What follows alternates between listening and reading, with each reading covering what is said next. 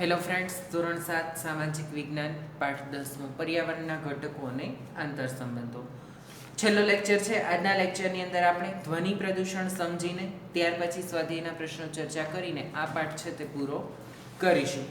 અત્યાર સુધી આપણે પાઠમાં જે કંઈ ભણી ગયા છીએ તેનું રિવિઝન કરેલું છે, છતાં પણ એકવાર ટૂંકમાં તેનું રિવિઝન કરીને ધ્વનિ પ્રદૂષણ એટલે શું, તેને ઘટાડવાના ઉપાયો અને ધ્વનિ પ્રદૂષણથી આપણને કયું કયું નુકસાન થાય છે તેને સમજીએ. પર્યાવરણના ઘટકો અને આંતર સંબંધોની અંદર પર્યાવરણના 4 ઘટકો છે તે આપણે ભણ્યા, જેમાં મૃદાવરણ, જલાવરણ, વાતાવરણ અને જીવાવરણ વિશેની ચર્ચા છે તે આપણે કરી. મૃદાવરણ એટલે માટીનું આવરણ, પૃથ્વીનો પોપડો જે છે તેને મૃદાવરણ કહેવામાં આવે છે. જલાવરણ એટલે પાણીનું આવરણ, પૃથ્વી સપાટી ઉપર જ્યાં જ્યાં પાણી જોવા મળે છે તે દરેકનો સમાવેશ છે તે જલાવરણની અંદર કરવામાં આવે છે. વાતાવરણ એટલે આપણી આસપાસ જુદા જુદા વાયુઓનું જે આવરણ છે તેને વાતાવરણ તરીકે ઓળખવામાં આવે છે. અને જીવાવરણ એટલે સમગ્ર જીવસૃષ્ટિનો સમાવેશ જીવાવરણની અંદર કરવામાં આવે છે. તેમાં વનસ્પતિ, મનુષ્ય દરેકનો સમાવેશ છે તે જીવાવરણની અંદર કરવામાં આવે છે. ત્યાર પછી આપણે જોયું માનવ નિર્મિત પર્યાવરણ. માનવ નિર્મિત પર્યાવરણ એટલે શું? તો માનવ આસપાસના પર્યાવરણની સાથે આંતરક્રિયા કરે છે, કે આપણી આજુબાજુમાં જે પર્યાવરણ રહેલું છે તેની સાથે આપણે આંતરક્રિયા કરીને જે પર્યાવરણની રચના થાય છે તેને માનવ નિર્મિત એટલે કે આપણે મકાનો બાંધીએ છીએ, રસ્તાઓ બનાવીએ છીએ, ઉદ્યોગોની સ્થાપના કરીએ છીએ. તો આ બધું છે તે શેનો સમાવેશ, કોને કહેશું? તે માનવ નિર્મિત પર્યાવરણની અંદર તેનો સમાવેશ કરવામાં આવે છે. ત્યારબાદ આપણે આકૃતિ દ્વારા પણ ભણી ગયા કે મૃદાવરણ, વાતાવરણ, જલાવરણ, જીવાવરણ. હવે આમાં માનવ નિર્મિત પર્યાવરણ કયું છે?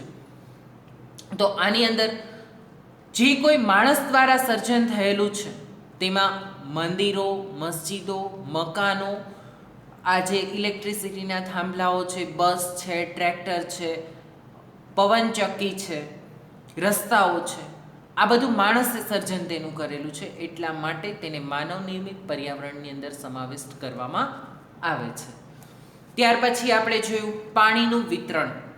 4 મહાસાગરો આવેલા છે કે જેમાં 97.3% પાણી છે તે આવેલું છે, જેમાં પેસિફિક મહાસાગર, એટલાન્ટિક મહાસાગર, હિન્દ મહાસાગર અને આર્કટિક મહાસાગર. પૃથ્વી સપાટી પર કુલ 71% ભાગ જલાવરણ છે અને 29% મૃદાવરણ છે, જેમાં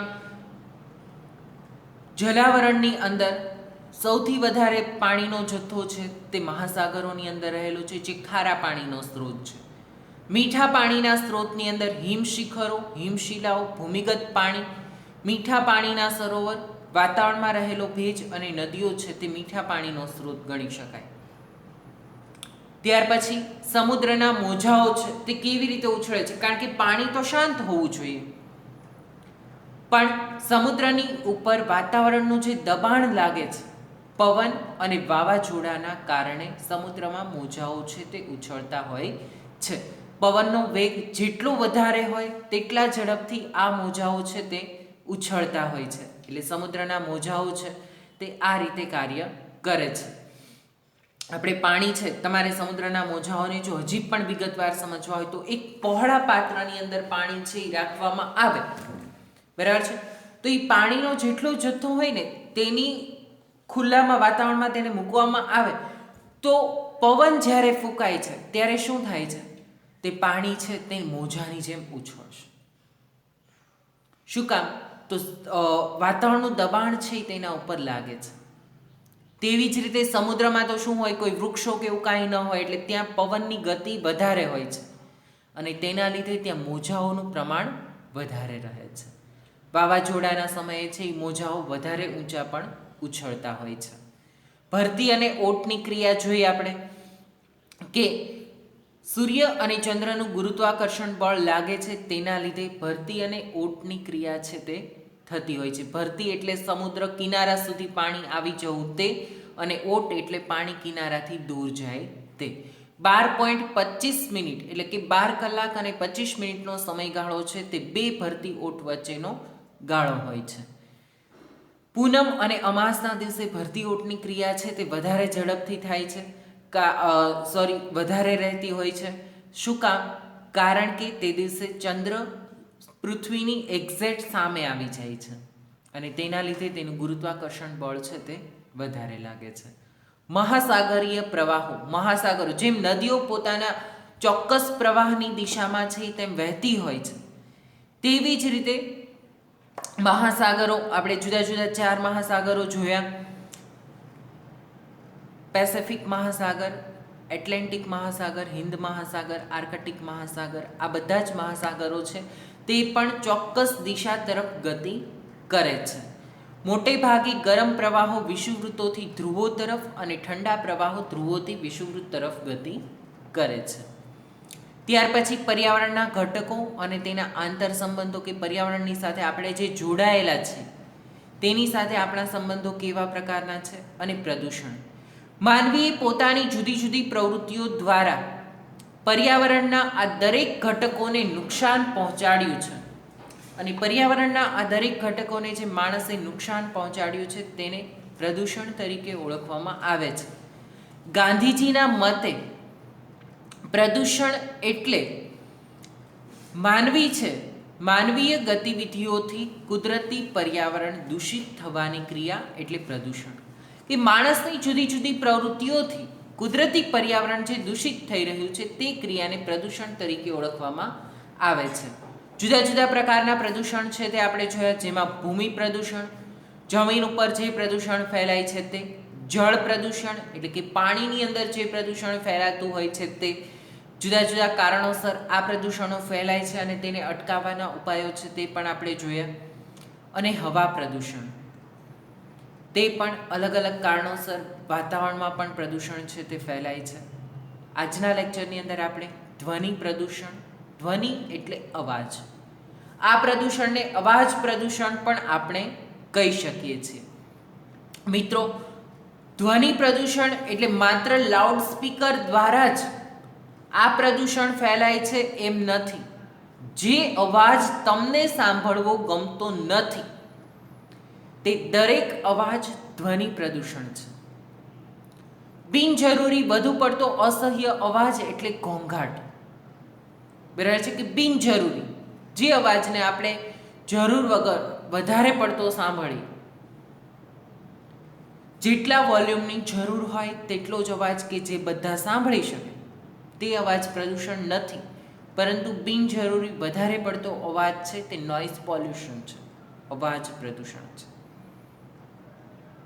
બિનજરૂરી વધારે પડતો અસહ્ય અવાજ કે જેને આપણે સહન કરી શકતા નથી એ ઘોંઘાટ, અને આ ઘોંઘાટને આપણે ધ્વનિ પ્રદૂષણથી ઓળખીએ છીએ. આ ઘોંઘાટ છે તે ધ્વનિ પ્રદૂષણ કહેવામાં આવે છે. ઘોંઘાટ દરેક વ્યક્તિ માટે સાપેક્ષ હોય છે. સીધો જ, કારણ કે બધા જ વ્યક્તિઓ છે તેને આ ઘોંઘાટની અસર થતી હોય છે. બરાબર છે કે મને જે અવાજ છે એ ઘોંઘાટ લાગે તે તમને પણ લાગે જ. હળવું સંગીત સાંભળનાર વ્યક્તિ માટે રોક સંગીત ઘોંઘાટ લાગે છે. બરાબર છે, જ્યારે રોક સંગીતના ચાહકો માટે તે કર્ણપ્રિય, કર્ણ એટલે કાન અને પ્રિય એટલે પસંદ. જે લોકોને હળવું સંગીત સાંભળવું ગમતું હોય, આપણા ઘરની અંદર વડીલો હોય, હવે એ લોકોને હળવું સંગીત સાંભળવું ગમતું હોય, ભજનોની બધું સાંભળવું ગમતું હોય, તો તેના માટે તે ઘોંઘાટ નથી. પણ એ જ હળવું સંગીત આપણી માટે ઘોંઘાટ હોઈ શકે, કારણ કે એનાથી આપણને ઇરિટેશન થતું હોય. તો આપણને રોક સંગીત છે તે સાંભળવું ગમતું હોય, બરાબર છે, તો તે લોકોની માટે ઘોંઘાટ હોઈ શકે. ઘણી વખત ઘરમાં આ પ્રકારની ચર્ચાઓ પણ થતી હોય છે અને તે લોકો આ પ્રકારના સંગીતને વખોડતા હોય, કારણ કે શું, તો એ લોકોની માટે એ અવાજ છે તે કેવો છે, અપ્રિય છે, જ્યારે આપણા માટે એ અવાજ છે તે કેવો છે, કર્ણપ્રિય. કર્ણ એટલે કાનને ગમે તેવું. તો જે અવાજ છે તે તમારી માટે પ્રદૂષણ છે તે બીજાની માટે કર્ણપ્રિય હોઈ શકે, અને આપણી માટે કર્ણપ્રિય હોય તે બીજાની માટે પ્રદૂષણ પણ હોઈ શકે. કારખાનાઓમાં ચાલતા યંત્રો, આ સિવાય કયા કયા માધ્યમો દ્વારા નોઇઝ પોલ્યુશન થાય છે, તો તો કારખાનામાં ચાલતા યંત્રો, કારખાનાની અંદર જે યંત્રો ચાલે છે તે, વાહનોના કર્કશ અવાજ, વાહનોનો જે વધુ પડતો કર્કશ અવાજ હોય છે તેના દ્વારા, હોર્નનો અવાજ, ઘણી વખત તમે જોજો કે વાહનો છે તે સર્વિસ તેની સમયસર ન કરાવેલી હોય તો તેના દ્વારા પણ ખૂબ જ અવાજ છે તે નીકળતો હોય છે અને તે આપણને ઇરિટેશન ઊભું કરે છે. આપણે કાનની અંદર કાનના આડા હાથ રાખી દેવા પડતા હોય છે. આ ઉપરાંત હોર્નનો અવાજ, ઘણા ટ્રકમાં અને મોટા વાહનોની અંદર હોર્ન એવા ખરાબ રાખવામાં આવેલા હોય કે તે અવાજ છે તે પ્રદૂષણ ફેલાવે છે. સિનેમા ઘર ગમતો હોય તો તે અવાજ પ્રદૂષણ નથી, ન ગમતો હોય તો એ અવાજ પ્રદૂષણ છે. ટીવીનો વધુ પડતો અવાજ ધ્વનિ પ્રદૂષણ વધારે છે. કે ટીવીમાં પણ, ઘરે આપણે ટેલિવિઝન જોતા હોઈએ તો તેનો પણ વધારે પડતા અવાજના લીધે ધ્વનિ પ્રદૂષણ વધે છે. જેટ વિમાનો અને યુદ્ધ વિમાનો દ્વારા થતા કર્કશ તથા તીણી ગર્જના, વિવિધ પ્રકારની સાયરનનો અવાજ ધ્વનિ પ્રદૂષણમાં વધારો કરે છે. વિમાનનો અવાજ, તમે એરપોર્ટની આજુબાજુમાં વસવાટ કરતા હોય તો ત્યાં આ વિમાનનો અવાજ છે તે ધ્વનિ પ્રદૂષણ ફેલાવતો હોય છે. તેની જે ગર્જના છે તે ધ્વનિ પ્રદૂષણ ફેલાવે છે. સાયરનનો અવાજ તે પણ ધ્વનિ પ્રદૂષણ છે તે ફેલાવતો હોય છે. સામાજિક પ્રસંગે વપરાતા લાઉડ સ્પીકરો, સામાજિક પ્રસંગો, લગ્ન પ્રસંગ કે ભજન સંતવાણી આવા બધા કાર્યક્રમો હોય ત્યારે જે લાઉડ સ્પીકરોનો ઉપયોગ કરવામાં આવે છે, નવરાત્રિમાં ને એમાં બધામાં પણ આ લાઉડ સ્પીકરો વાપરવામાં આવે છે. તે બેન્ડ બાજા, ઢોલ નગારા, ડીજેનો અવાજ, ઉત્સવો અને ઉદ્ઘાટન પ્રસંગે કરવામાં આવતી આતશબાજી, ફટાકડાનો અવાજ. આતશબાજી એટલે સતત છે તે ફટાકડાઓ ફોડવામાં આવે અને તેના દ્વારા જે અવાજ ફેલાય છે તે પણ પ્રદૂષણ ફેલાય છે. જાહેર કાર્યક્રમો, ચૂંટણીની રેલીઓ, જાહેરાતોનો અવાજ પણ ધ્વનિ પ્રદૂષણ કરે છે. કે આ બધા જ માધ્યમો છે તે ધ્વનિ પ્રદૂષણ કરે છે. ધ્વનિ પ્રદૂષણથી માણસમાં બહેરાશ આવવી, કઈ કઈ તેની અસરો થાય છે? સતત જો મિત્રો તમે ધ્વનિ પ્રદૂષણની અંદર રહેતા હોય ને તો માણસની અંદર બહેરાશ આવવાની સમસ્યા ઊભી થાય છે. માનસિક સ્વાસ્થ્ય પર વિપરીત અસર, સ્વભાવ ચીડિયો થઈ જતો હોય છે, સતત અવાજ સાંભળતા હોય. ઉદ્યોગોમાં પણ ઘણા વ્યક્તિઓ એવા હોય કે સતત તેના યંત્રોનો અવાજ સાંભળે તો તે માનસિક રીતે બહેરા થઈ જતા હોય છે. એટલે તે અવાજ છે તેની સાથે વાત કરવામાં આપણે જોરથી જ બોલવું પડે તેવું થતું હોય છે. માનસિક અસ્વસ્થ, સ્વાસ્થ્ય પર તેની વિપરીત અસર પણ થતી હોય છે, કારણ કે તેનો સ્વભાવ છે એ સતત એકનો એક અવાજ સાંભળીને ચીડિયો બની જાય છે. સ્વભાવમાં ચીડિયાપણું અને કાર્ય કરવાની ક્ષમતામાં પણ ઘટાડો થાય છે. અને સતત તમે અવાજમાં કામ કરો ને તો તમારું કામ છે તે તમે કરી શકતા હોય તેના કરતાં ઓછું કરી શકો. હા, પણ ધીમું હળવું સંગીત જે તમને સાંભળવું ગમે છે તો તેનાથી તમારી કાર્યક્ષમતામાં વધારો પણ થઈ શકે. એટલે જ ઘણી જગ્યાએ કાર્યના સ્થળે છે હળવું સંગીત સતત શરૂ રાખવામાં આવતું હોય છે જેથી વ્યક્તિ પ્રસન્ન રહે છે. પણ એનું સંગીત જ્યારે આપણને ઇરિટેશન ઊભું કરે છે ત્યારે આપણી જ કાર્યક્ષમતામાં ઘટાડો થતો હોય છે. વધારે પડતા ઘોંઘાટથી ઘણા કીટાણુઓ અને જીવાણુઓ નાશ પામે છે. હા મિત્રો, વધારે પડતો અવાજના લીધે પણ ઘણા કીટાણુઓ અને જીવાણુઓ છે તે નાશ પામતા હોય છે. ધ્વનિ પ્રદૂષણ અટકાવવા માટેના કયા કયા ઉપાયો હાથ ધરી શકાય કે જેના દ્વારા આ ધ્વનિ પ્રદૂષણ અટકી શકે? તો સિનેમાઘર, જાહેર સભાગૃહોમાં ધ્વનિ શોષક યંત્રો અને પડદા લગાડવા જોઈએ. સિનેમાઘરો અને જાહેર સભાગૃહો, જે મોટા મોટા ઓડિટોરિયમ છે, ત્યાં ધ્વનિ શોષકો, વૃક્ષોની બધું ફૂલછોડને એ બધું વાવવામાં આવે તો તે પણ ધ્વનિ શોષક છે. આ ઉપરાંત પડદાની બધું લગાડવું જોઈએ જેથી કરીને અવાજ છે તે બહાર ન જાય. બીજું, સામાજિક પ્રસંગ, ઉત્સવો, ઉદ્ઘાટન પ્રસંગો વગેરેમાં બિનજરૂરી ઘોંઘાટ ટાળવો. તેની લિમિટ છે તે નક્કી કરવામાં આવેલી હોય છે અને તેના કરતાં વધારે અવાજ છે તે ન થાય તે માટેના પ્રયાસો પણ કરવામાં આવે છે. આ ઉપરાંત ઉદ્યોગો અને વિમાન મથકોની આસપાસ વધારે વૃક્ષો ઉછેરવા જોઈએ, કે ઉદ્યોગો અને વિમાન મથકો છે તેની આજુબાજુમાં વૃક્ષો વધારે વાવવા જોઈએ. શાળા, હોસ્પિટલ જેવા સ્થળો પાસે નો હોર્ન, સાયલેન્સ ઝોન વગેરેનો કડક અમલ કરાવવો જોઈએ. શાળા, હોસ્પિટલ, ત્યાં જોજો મિત્રો, બહાર છે એક માઇક દોરેલું હોય અને તેના ઉપર આડી લાલ પટ્ટી મારેલી હોય, તે શું છે? નો હોર્ન કે સાયલેન્સ ઝોન છે. તમે સ્કૂલ કે હોસ્પિટલ હોય તેની બાજુમાંથી નીકળો વાહન લઈને, તો ત્યાં તમે હોર્ન વગાડી શકતા નથી, અને જો હોર્ન વગાડવામાં આવે તો તેની દંડની પણ જોગવાઈ છે.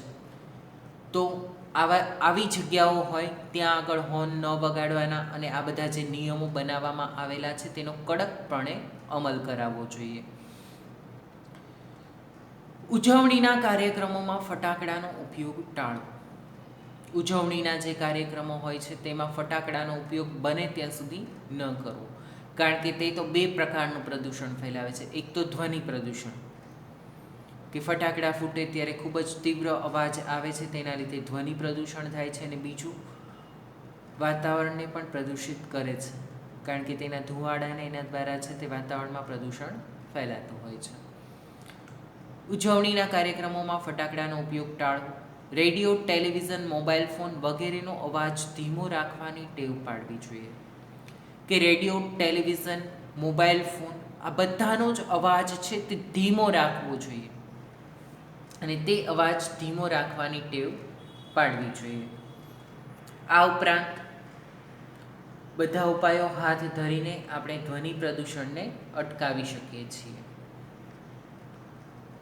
માનવીય ઉપયુક્ત વિવિધ પ્રવૃત્તિઓથી જમીન, જળ, હવા અને ધ્વનિ પ્રદૂષિત થાય છે, કે આ બધી જ પ્રવૃત્તિઓના કારણે આપણે જુદા જુદા પ્રકારના જે કોઈ પ્રદૂષણો ભણ્યા, આ બધી જ પ્રવૃત્તિઓના કારણે જમીન પ્રદૂષિત થાય છે, જળ, પાણી પ્રદૂષિત થાય છે, હવા પ્રદૂષિત થાય છે, ધ્વનિ પ્રદૂષિત થાય છે, એટલે કે અવાજ છે તે પણ તેનું પ્રદૂષણ થાય છે. આ ઉપરાંત અન્ય કેટલીક પ્રવૃત્તિઓ જેવી કે અવકાશમાં છોડેલા ઉપગ્રહો, તેના લીધે અવકાશમાં પણ પ્રદૂષણ ફેલાય છે. અવકાશ યાત્રીઓએ અવકાશમાં ત્યજી દીધેલો કચરો, કે જે લોકો અવકાશ યાત્રીઓ અવકાશની સ્પેસમાં જાય છે અને ત્યાં જુદા જુદા સંશોધનો માટે કાર્ય કરતા હોય છે, તો ત્યાં તેણે જે કચરો ત્યજી દીધેલો છે, ફેંકી દીધેલો છે, તે કચરાને લીધે પણ પ્રદૂષણ છે ત્યાં ફેલાતું હોય છે. કૃત્રિમ વરસાદ, કૃત્રિમ રીતે જે વરસાદ લાવવામાં આવે છે તેના લીધે વરસાદ વરસાવવા છોડેલા વિવિધ રસાયણો, પરમાણુ શક્તિના ઉપયોગથી કિરણોત્સર્ગી પ્રદૂષણ ફેલાય છે. પરમાણુ શક્તિનો ઉપયોગ કરવામાં આવે, યુરેનિયમ, થોરિયમનો જથ્થો છે તેના પ્રસ્ફોટન, વિસ્ફોટ કરવામાં આવે તો તેના લીધે પણ પ્રદૂષણ છે તે ફેલાય છે, વગેરે પણ પર્યાવરણને અસર કરે છે. તેમજ કેટલીક કુદરતી ઘટનાઓ, આપત્તિઓ જેવી કે જ્વાળામુખી પ્રસ્ફોટન, ધરતીકંપ, પૂર પર્યાવરણ પ્રદૂષણમાં વધારો કરે છે. કુદરતી ઘટનાઓને લીધે પણ કુદરતી ઘટનાઓને આપણે રોકી શકતા નથી. જે ઘટનાઓને આપણે રોકી શકીએ છીએ તે જ ઘટનાઓ છે તે આપણે જે આપણા હાથમાં છે તે કાર્ય આપણે કરી શકીએ છીએ. બાકી કુદરતી ઘટનાને આપણે રોકી શકીએ નહીં, તો એ પ્રદૂષણ છે તે તો ફેલાવાનું જ છે. પર્યાવરણ જાળવવા માટે, પર્યાવરણને પ્રદૂષણથી બચાવવા માટે માનવીએ મક્કમ બનીને સંકલ્પ કરે તે જ આખરી ઉપાય છે, કે આપણે મક્કમ બનીને સંકલ્પ કરીએ કે ભાઈ મારા દ્વારા બને એટલો પ્રયત્ન કરીશ કે પર્યાવરણમાં પ્રદૂષણ ન ફેલાય. આ સાથે જ આ પાઠ છે તે પૂરો થાય છે. પ્રવૃત્તિ છે તમારી આસપાસ જોવા મળતા પ્રદૂષણને કેવી રીતે અટકાવી શકાય તે અંગેની ચર્ચા વર્ગમાં ગોઠવો. અત્યારે આપણે કોરોના મહામારીના કારણે શાળામાં આવી શકતા નથી, તો તમારી આજુબાજુમાં જુદા જુદા પ્રકારના પ્રદૂષણો તમે જોયા હશે. તે પ્રદૂષણ વિશે તમારે નોંધ લખવાની છે, કે તે પ્રદૂષણ કયા કયા પ્રકારનું છે અને તેને કેવી રીતે અટકાવી શકાય છે. સાથે જ સ્વાધ્યાયના પ્રશ્નો છે તે ફેરબુકની અંદર લખવાના છે, તેની ટૂંકમાં ચર્ચા કરી લઈએ તો પર્યાવરણના ઘટકો લખો. પર્યાવરણના ઘટકો કયા કયા છે? મૃદાવરણ, જલાવરણ, વાતાવરણ અને જીવાવરણ આ ચારે ચાર પર્યાવરણના ઘટકો છે. ત્યાર પછીનો પ્રશ્ન છે, મીઠા પાણીના મુખ્ય સ્ત્રોત ક્યાં ક્યાં છે? મીઠું પાણી આપણને જ્યાં જ્યાંથી પ્રાપ્ત થતું હોય તે મીઠા પાણીના મુખ્ય સ્ત્રોત છે. બરાબર છે. તો તેમાં વૃષ્ટિ, વરસાદનો પણ સમાવેશ કરી શકાય. વરસાદ, નદીઓ, હિમનદીઓ, હિમશિખરો, હિમશિલાઓ, સરોવરો, મીઠા પાણીના સરોવરો છે, તળાવો છે, આ બધા મીઠા પાણીના મુખ્ય સ્ત્રોત ગણી શકાય. ભરતી અને ઓટ વચ્ચેનો સમયગાળો કેટલો હોય છે? 12 કલાક અને 25 મિનિટનો સમયગાળો હોય છે. ચીડિયાપણું કયા પ્રદૂષણથી માનવી પરની અસર છે? કયા પ્રદૂષણની અસર છે? ચીડિયાપણું. આપણો સ્વભાવ ચીડિયો છે, કેનાથી થઈ જાય છે? ઘોંઘાટથી, એટલે કે ધ્વનિ પ્રદૂષણથી. ભૂમિ પ્રદૂષણ એટલે શું? તો માનવીએ પોતાની જુદી જુદી પ્રવૃત્તિઓ દ્વારા જમીનની ગુણવત્તા અને તેના પોષક ઘટકોમાં થતા ફેરફારને ભૂમિ પ્રદૂષણ કહેવામાં આવે છે. જમીનની ગુણવત્તા અને તેના તત્વો છે તેમાં જે ફેરફાર થાય છે તે પ્રદૂષણને ભૂમિ પ્રદૂષણ કહેવામાં આવે છે. માનવ નિર્મિત પર્યાવરણ એટલે શું? એક મુદ્દો તમને આપેલો છે, નીચેના પ્રશ્નોના ઉત્તર આપો. તેમાં માનવ નિર્મિત પર્યાવરણ, તો માનવીએ પર્યાવરણના આસપાસના તત્વો સાથે આંતરક્રિયા કરીને પોતાની જરૂરિયાત મુજબ તેનું પરિવર્તન કર્યો છે તે પર્યાવરણને માનવ નિર્મિત પર્યાવરણ કહેવામાં આવે છે. જમીન પ્રદૂષણ અટકાવવાના ઉપાયો લખો. જમીન પ્રદૂષણને કેવી રીતે અટકાવી શકાય તો તે માટેના ઉપાયો છે તે આપણે ભણી ગયા છીએ, છતાં પણ એકવાર તમને કહી દઉં તો જંતુનાશક દવાઓ અને રાસાયણિક ખાતરોના બદલે જૈવિક દેશી ખાતર અને લીલો પડવાશનો ઉપયોગ કરવો, જંતુનાશક દવાઓનો મર્યાદિત ઉપયોગ કરવો, ઘન કચરાનું વર્ગીકરણ કરી તેનો પુનઃ ઉપયોગ કરવો, પ્લાસ્ટિક ઘન કચરાનું રિસાયકલિંગ કરીને તેનો પુનઃ ઉપયોગ કરવો અને ખેતીમાં ટપક અને ફુવારા સિંચાઈ પદ્ધતિનો ઉપયોગ કરવો. તેના દ્વારા જમીન પ્રદૂષણ અટકાવી શકાય છે. હવા પ્રદૂષણ અટકાવવા માટે કયા કયા પગલાં લેવા જોઈએ? તો હવા પ્રદૂષણ અટકાવવા માટે નીચેના પગલાં છે તે સરકારે લેવા જોઈએ. તો હવા પ્રદૂષણ રોકવા માટે સરકારે કાયદા બનાવી ચુસ્તપણે અમલ કરાવવો જોઈએ. ધુમાડો અને ઝેરી ગેસ ફિલ્ટર થાય તેવા સાધનો ઉપયોગમાં લેવા જોઈએ. કોલસા, પેટ્રોલ, ડીઝલનો ઉપયોગ જરૂર પૂરતો જ કરવો જોઈએ. પ્રદૂષણ મુક્ત સીએનજી, પીએનજી અને સૌર ઉર્જા વગેરેનો ઉપયોગને પ્રોત્સાહન આપવું જોઈએ. જાહેર પરિવહનમાં મુસાફરી માટે લોકજાગૃતિ કેળવવી જોઈએ અને વાહનો માટે પીયુસીનો કડક અમલ કરાવવો જોઈએ. ધ્વનિ પ્રદૂષણ અટકાવવા માટેના ઉપાયો અથવા તો તમારા પ્રયત્નો લખો કે ધ્વનિ પ્રદૂષણને અટકાવવા માટે તમે શું પ્રયત્ન કરી શકો તે લખવાના છે. તો તમે લખી શકો તેમાં કે હું છે આજ પછી જરૂર પૂરતો જ મ્યુઝિક છે તેનો ઉપયોગ છે તે કરીશ, એટલે કે વધારે પડતો અવાજ છે તે નહીં રાખું. આ ઉપરાંત લોકોને જાગૃત છે તે તમે કરી શકો છો ધ્વનિ પ્રદૂષણને અટકાવવા માટે. ત્યાર પછી છે કારણ આપો. દરિયામાં ભરતી ઓટ થાય છે તો સૂર્ય અને ચંદ્રના ગુરુત્વાકર્ષણ બળના કારણે દરિયાની અંદર ભરતી અને ઓટની ક્રિયા છે તે થતી હોય છે. અમાસ અને પૂનમના દિવસે દરિયામાં ભરતી આવે છે. શું કામ અમાસ અને પૂનમના દિવસે દરિયામાં ભરતી આવે છે? તો અમાસ અને પૂનમના દિવસે ચંદ્ર સૂર્યની સીધો સામે આવી જાય છે અને તેના લીધે તેનું ગુરુત્વાકર્ષણ બળ વધે છે અને તેના કારણે અમાસ અને પૂનમના દિવસે દરિયામાં ભરતી આવે છે, મોટી ભરતી આવે છે. નીચેના શબ્દો યોગ્ય શબ્દો વડે નીચેની ખાલી જગ્યા પૂરો. વાતાવરણમાં સૂર્યના ખાલી જગ્યા કિરણોનું શોષણ કરી સજીવ સૃષ્ટિનું રક્ષણ કરે છે. તો વાતાવરણ છે તે સૂર્યના ક્ષ કિરણોનું શોષણ કરે છે. પારજાંબલી કિરણો છે તે, એટલે કે પારજાંબલી કિરણોનું શોષણ કરે છે. ધ્વનિ પ્રદૂષણને ખાલી જગ્યા પણ કહે છે. શું કહે છે? ઘોંઘાટ અથવા તો અવાજ પ્રદૂષણ પણ કહેવામાં આવે છે. અહીં તમારે જવાબ લખવાનો છે ઘોંઘાટ. ત્યાર પછી છે સમુદ્રનું પાણી કિનારા તરફ ઘસી આવે તેને ખાલી જગ્યા કહે છે. કિનારા સુધી આવે તેને શું કહેવાય છે? ભરતી, અને કિનારાથી દૂર જાય તો શું કહેવાય? ઓટ. અહીં તમારે જવાબ આવશે ભરતી. બરાબર છે? તો ત્યાં સુધી આ પાઠ છે તે રાખીએ છીએ. આ પાઠ અહીં પૂરો થાય છે. સ્વાધ્યાયના પ્રશ્નો તમારે ફેરબુકની અંદર વ્યવસ્થિત રીતે તેની નોંધ લખવાની છે. જેટલા પ્રશ્નો સોલ્વ કરાવ્યા છે બધા જ વ્યવસ્થિત રીતે લખવાના છે. હવે પછી આપણે ઇતિહાસનો ત્રીજો પાઠ છે મુઘલ સામ્રાજ્ય, તેના વિશેની ચર્ચા છે તે કરીશું. એટલે હવે પછી છે તે આપણે મુઘલ સામ્રાજ્ય પાઠ છે તે શરૂ કરવાના છીએ. ત્યાં સુધી રાખીએ છીએ. Thank you.